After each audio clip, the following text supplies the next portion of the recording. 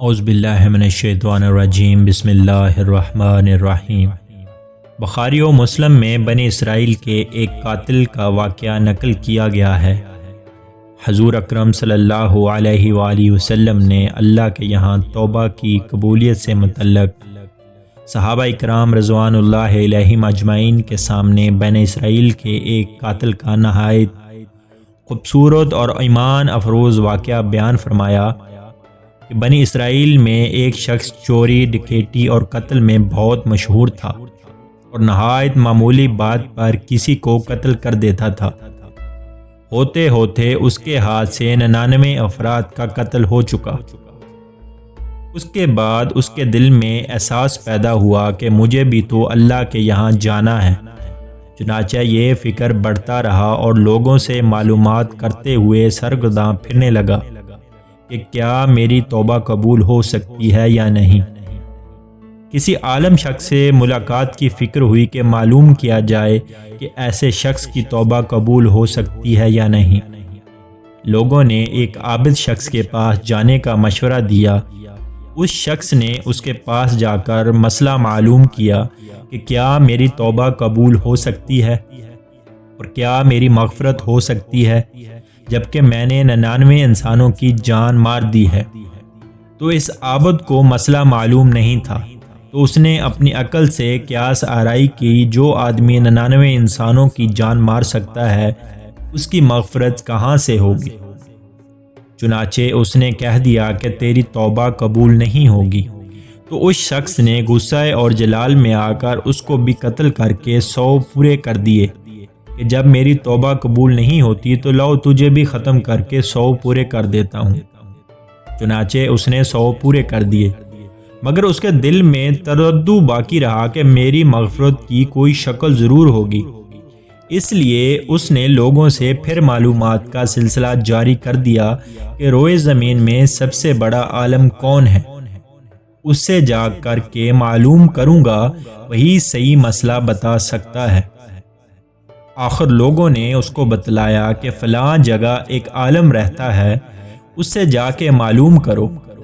چنانچہ اس نے اس عالم صاحب کے پاس جا کر اپنی زندگی کی کارگزاری سنائی اور 100 آدمیوں کو کس طرح سے قتل کیا ہے سارا کارنامہ سنا کر معلوم کیا کہ اب بتلائیے کہ میری توبہ قبول ہو سکتی ہے یا نہیں۔ کیا اللہ کے یہاں مجھ جیسے گناہ گار کے لیے بھی مغفرت کا کوئی خانہ ہے؟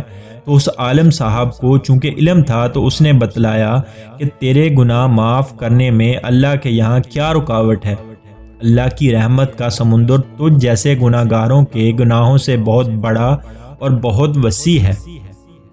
چنانچہ اس عالم صاحب نے مشورہ دیا کہ تم فلاں جگہ سفر کر کے جاؤ، وہاں کچھ اللہ کے بندے رہتے ہیں، ان کا مشغلہ صرف اللہ کی عبادت ہے، ان کے ساتھ مل کر اللہ کی عبادت کرو اور نادم ہو کر اپنے گناہوں کی معافی مانگو، انشاءاللہ اللہ تمہاری مغفرت ہو جائے گی۔ جب اس شخص نے آدھا راستہ طے کر لیا تو ملک الموت آ گئے اور اس کی موت ہو گئی۔ اب اس کی روح لے جانے کا مسئلہ کھڑا ہوا۔ آسمانوں سے رحمت کے فرشتے بھی آئے اور عذاب کے فرشتے بھی۔ رحمت کے فرشتے کہنے لگے کہ اس کی روح لے جانے کا حق ہم کو ہے، اس لیے کہ یہ سچے دل سے تائب ہو کر عبادت کے لیے جا رہا ہے۔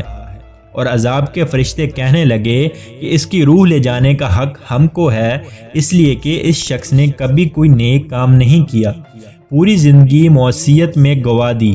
اسی دوران آسمانوں سے آدمی کی شکل میں ایک فرشتہ آیا۔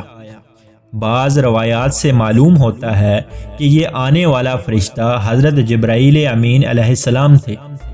چنانچہ اس فرشتہ نے تشریف لا کر ان دونوں طرح کے فرشتوں کے درمیان یہ فیصلہ کیا کہ دونوں طرف کی مسافت ناپ کر کے دیکھ لو کہ جہاں سے آ رہا ہے وہاں کی مسافت قریب ہے یا جہاں جا رہا ہے وہاں کی مسافت، لہذا جہاں کی مسافت قریب ہو اس شخص کو وہاں والوں میں شمار کر دیا جائے۔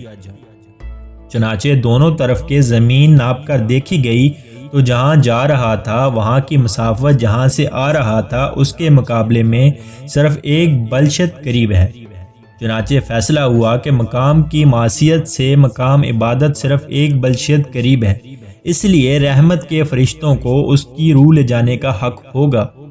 چنانچہ اللہ کی طرف سے اس کی مغفرت کا اعلان ہو گیا۔